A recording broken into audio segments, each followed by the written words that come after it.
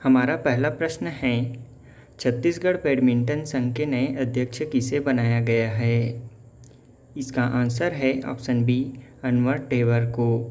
Chhattisgarh badminton संघ के नए अध्यक्ष अनवर ढेबर को बनाया गया है। अनवर ढेबर का कार्यकाल 4 वर्ष का होगा। वे अखिल धगत की जगह लेंगे। अखिल अस्वस्थ होने के कारण अपने पद से इस्तीफा दे दिया था।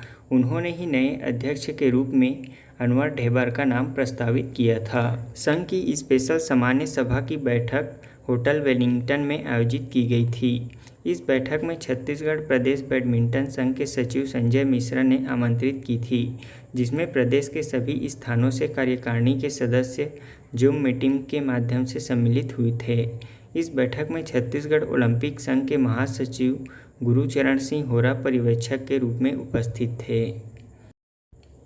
हमारा अगला प्रश्न है, हाल ही में जियोलॉजिकल सर्वे ऑफ इंडिया द्वारा छत्तीसगढ़ की धरा में करोड़ों वर्षों पूर्व समुद्र होने की पुष्टि की गई है। यह राज्य के किस स्थान से पाए गए मेराइल फॉसिल से की गई है। इसका आंसर है ऑप्शन डी, मनेंद्रगढ़ कोरिया से। हाल ही में जियोलॉजिकल सर्वे ऑफ इंडिया द्वारा छत्तीसगढ़ की धरा में करोड़ों वर्षों पूर्व समुद्र होने की पुष्टि की गई है। यह छत्तीसगढ़ राज्य के मनेंद्रगढ़ कोरिया जिला से पाए गए मेराइल फॉसिल से की गई है। इस अध्ययन में दावा किया गया है कि नदी किनारे मिले जीवाश्म 2 करोड़ 80 से 40 लाख साल पुराने हैं। नदी तट पर मिले जीवाश्म के आधार पर भूगर्भ वैज्ञानिक क्षेत्र में समुद्र होने की पुष्टि कर रहे हैं। मनेंद्रगढ़ के हसौद नदी के तट पर मिले जीवाश्मों को लेकर मनेंद्रगढ़ वन मंडल के वन मंडलाधिकारियों ने बायोडायवर्सिटी बोर्ड को बायोडायवर्सिटी हेरिटेज घोषित कर संरक्षित करने के लिए पत्र लिखा है। पत्र के जवाब में बायोडायवर्सिटी बोर्ड ने इलाके को संरक्षित करने जैव विविधता संरक्षण अधिनियम के तहत जारी दिशा निर्देश का पालन करते हुए जरूरी कदम उठाने के लिए कहा है। हमारा अगला प्रश्न है, मुख्यमंत्री वृक्षारोपण प्रोत्साहन योजना का औपचारिक शुभारंभ कब किया गया है। इसका आंसर है ऑप्शन सी, 5 जून 2021 को। मुख्यमंत्री वृक्षारोपण प्रोत्साहन योजना का औपचारिक शुभारंभ 5 जून 2021 को किया गया है। मुख्यमंत्री भूपेश बघेल द्वारा 5 जून को विश्व पर्यावरण दिवस के अवसर पर मुख्यमंत्री वृक्षारोपण प्रोत्साहन योजना का औपचारिक शुभारंभ किया गया। मुख्यमंत्री वृक्षारोपण प्रोत्साहन योजना के तहत जिन किसानों ने खरीफ वर्ष 2020 में धान की फसल ली है, यदि वे धान फसल के बदले अपने खेतों में वृक्षारोपण करते हैं तो उन्हें आगामी 3 वर्षों तक प्रति वर्ष 10,000 रुपये प्रति एकड़ की दर से प्रोत्साहन राशि प्रदान की जाएगी। इसी तरह ग्राम पंचायतों के पास उपलब्ध राशि से यदि वाणिज्यिक वृक्षारोपण किया जाता है तो 1 वर्ष के बाद सफल वृक्षारोपण की दशा में संबंधित ग्राम पंचायत को शासन की ओर से 10,000 रुपये प्रति एकड़ की दर से प्रोत्साहन राशि दी जाएगी। इसके अलावा संयुक्त वन प्रबंधन समितियों के पास उपलब्ध राशि से यदि वाणिज्यिक आधार पर राजस्व भूमि पर वृक्षारोपण किया जाता है तो पंचायत की तरह ही संबंधित समिति को 1 वर्ष बाद 10,000 रुपये प्रति एकड़ की दर से प्रोत्साहन राशि प्रदान की जाएगी। इसके साथ वृक्षों को काटने व विक्रय करने का अधिकार संबंधित समिति का होगा। हमारा अगला प्रश्न है, राष्ट्रीय बाल अधिकार संरक्षण आयोग NCPCR ने कोविड-19 से प्रभावित बच्चों से संबंधित बढ़ती समस्या को देखते हुए ऑनलाइन ट्रैकिंग पोर्टल लॉन्च किया है। इस पोर्टल का क्या नाम है। इसका आंसर है ऑप्शन बी, बाल स्वराज।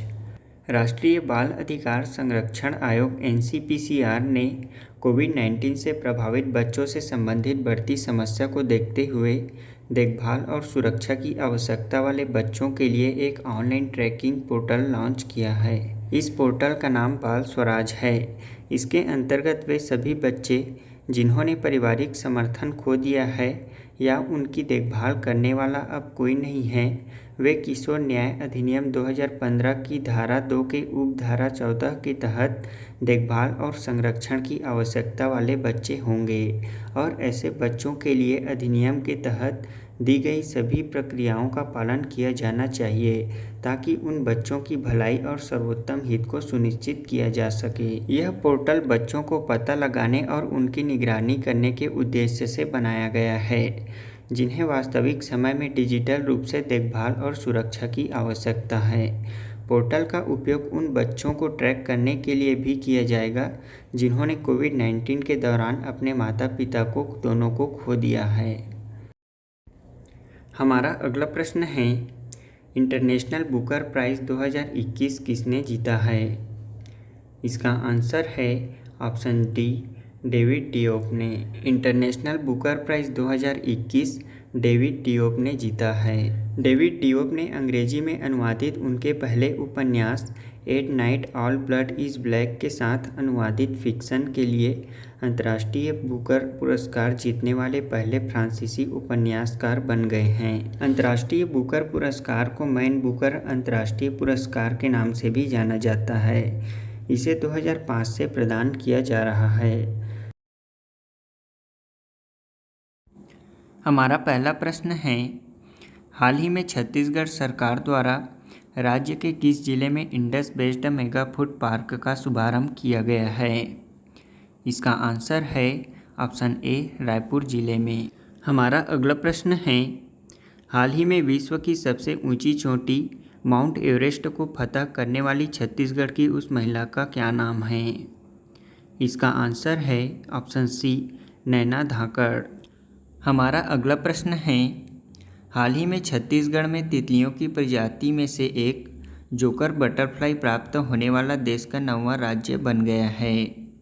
यह राज्य में कहाँ पाया गया है? इसका आंसर है ऑप्शन बी, चरौदा में। हमारा अगला प्रश्न है, नीति आयोग के सतत विकास लक्ष्य एसडीजी इंडिया इंडेक्स 2020-21 में शीर्ष स्थान पर कौन सा राज्य है? इसका आंसर है ऑप्शन बी, केरल।